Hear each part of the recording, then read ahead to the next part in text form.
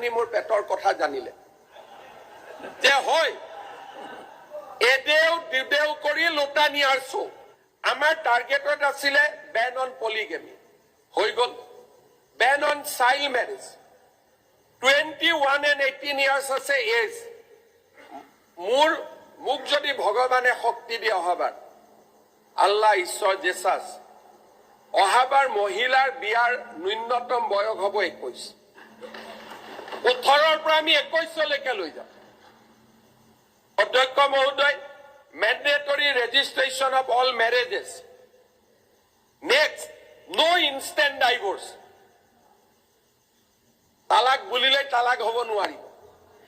no instant divorce কি কৰি মোৰ এজেন্ডা কৈ আছো equal rights in divorce proceeding equal rights in divorce proceeding cruelty desertion adultery impotence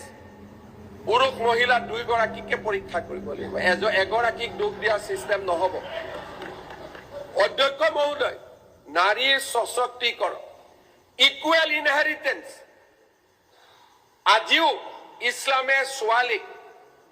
আজিৰ পৰ্যায়ত আমাৰ ল এই ধৰণে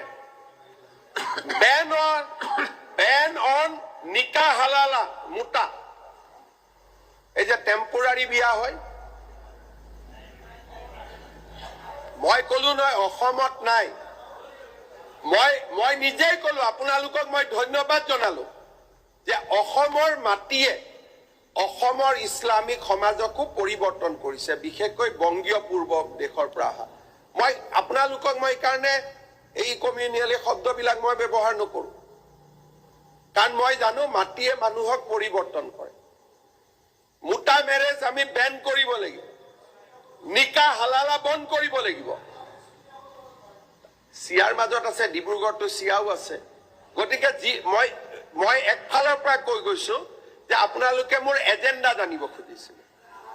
গতিকে মই গোটেইখিনি এজেন্ডা কৈছো